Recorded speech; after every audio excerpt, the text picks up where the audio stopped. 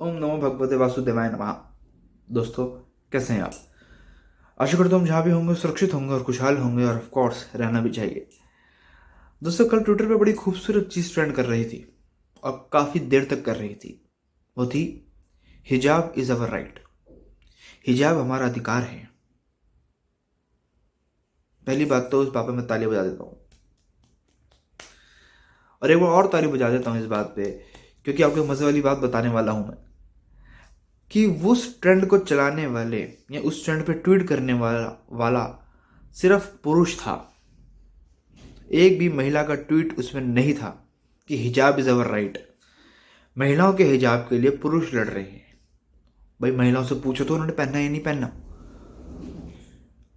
अब मैं आपको बताता हूँ कि चीज़ें ट्रेंड हुई क्यों। जैसा आपको पता है कि 3 हफ्ते पहले कर्नाटका में एक गवर्नमेंट रन कॉलेज ने ये फैसला लिया था कि हिजाब के साथ एंट्री नहीं होगी लड़कियों की, और बाबा मना करने के बावजूद भी कुछ लड़के नहीं माने, तो 6 लड़कियों को उन्होंने एंटर नहीं करने दिया कॉलेज में। बहुत प्रोटेस्ट हुई। कल सेम चीज़ हुई, कल 4 लड़कियों को फिर नहीं एंटर करने दिया, तो उस पर जो है लोग प्रोटेस्ट करने लग गए। अब जो हिजाब को सपोर्ट कर रहे हैं उनका ये कहना है, उनका ये तर्क है, सुनने वाली बात है, सुनिएगा, कि आर्टिकल 25A के अकॉर्डिंग जो है भैया, हमें कॉन्स्टिट्यूशन में ये लिखा है कि गवर्नमेंट जो है गारंटी देता है कि हमारे को हमारे जो है रिलीजियस प्रैक्टिस जो है वो करने का अधिकार है। इस बात की गारंटी गवर्नमेंट देती है। बिल्कुल सही बात है।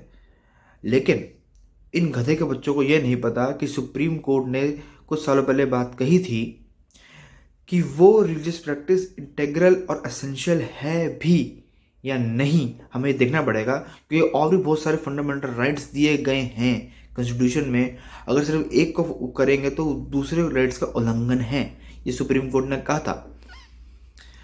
अगर कॉलेज अपने हिसाब से कॉलेज ना चला पाए तो वो भी एक इस चीज़ के खिलाफ है, फंडामेंटल राइट के खिलाफ है। तो मैं चीज़ जो है आगे बढ़ाता हूँ इस चीज़ को। उन्होंने एक बात साफ कही है, मैं चलिए सारी बातें मानता हूँ सबकी, बिल्कुल सही बात है, लेकिन एक भी महिला का ट्वीट मुझे देखने को नहीं मिला कि वो हिजाब के सपोर्ट में बोल रहे हैं।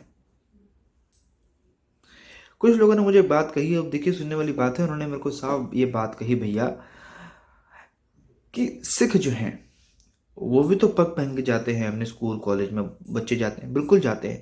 कहते हैं उनको क्यों नहीं जो है कोर्ट बोलता है, या उनके ऊपर क्यों नहीं कॉलेज बोलते हैं या स्कूल बोलते हैं कि भैया एक पग क्यों पहन के आ रहे हो। मैं आपको बताता हूँ क्यों। फ़र्क देखिएगा दोनों बातों में। फ़र्क ये है कि सिख धर्म में पगड़ी जो है, पग जो है, वो बहुत पवित्र मानी गई है, जो कि इस बात में कोई भी शक नहीं है। जब हम किसी को पग पहनते देखें, हम भी जब पट्टा पहनते हैं गुरुद्वारे में जाके, तो वो बहुत पवित्र माना जाता है ना। बिल्कुल सही बात है। लेकिन इस्लाम में हिजाब कहीं भी ज़रूरी नहीं है। इसका उदाहरण ये है कि इस दुनिया में 53 मुस्लिम कंट्रीज़ हैं, और बहुत सारी कंट्रीज़ में हिजाब नहीं है, और कहीं है भी तो ज़रूरी नहीं है, और ज़रूरी है भी तो फोर्स आप नहीं कर सकते हो किसी को भी। हमारे हिंदू धर्म में भी कई जगह घूंघट लोग पहनते हैं, महिला पहनती हैं, लेकिन फोर्स कानूनी तौर पर नहीं कर सकते हैं। अगर महिला अपने घर में बोल दे कि भैया मैं नहीं पहनूंगी घूंघट, तो नहीं पहनेगी, उसका अधिकार होना चाहिए। और हमारे हिंदू धर्म, हमारा सनातन धर्म तो आपको पता ही है कि सबको आज़ादी देता है। लेकिन कुछ लोग ऐसे हैं कि सिर्फ और सिर्फ औरत को पैर की जूती समझते हैं, जो उन्होंने कह दिया हिजाब पहनना है तो पहनना है, बुर्का पहनना है तो पहनना ही पड़ेगा। दूसरी बात मैं आपको ये कहना चाहूँगा दोस्तों, और बड़ी ज़रूरी बात यह है कि बहुत सारी जो है कंट्रीज़ ने, जैसे कि यूएई में भी देखिए कि महिलाओं को गाड़ी चलाने की परमिशन नहीं थी, उन्होंने अब 2019 में दी थी उनको, 19-20 में परमिशन। तो धीरे धीरे जो है लोगों की सोच बदल रही है, और कट्टरपंथी से थोड़ा ऊपर उठ रहे हैं, खासकर मुस्लिम कंट्रीज जो है उनकी सोच ऊपर उठ रही है। लेकिन यहाँ पे हिंदुस्तान में आज भी इनको यही है कि बस हिजाब पहनना महिला और ढक के चले अपने आप को, वही सही है।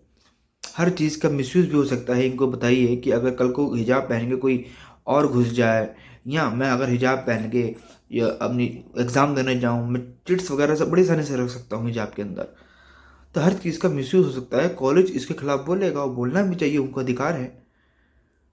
मैं ये बात साफ कर दूँ कि हिजाब के लिए अगर महिला लड़ती हैं तो मैं इस बात की सेंस मानता हूँ, लेकिन पुरुष लड़ रहे हैं तो इसका मतलब क्या है कि तुम महिलाओं को समझते हो अपनी पैर की जूती। यही कारण है कि मुस्लिम महिला यूपी में औद्योगिक आदित्यनाथ के खिलाफ कई बोलती नहीं दिखेगी। पुरुष दिख जाएगा लेकिन ये मुस्लिम महिला नहीं दिखेगी, क्योंकि उनको अधिकार दिलाने वाले योगी आदित्यनाथ हैं।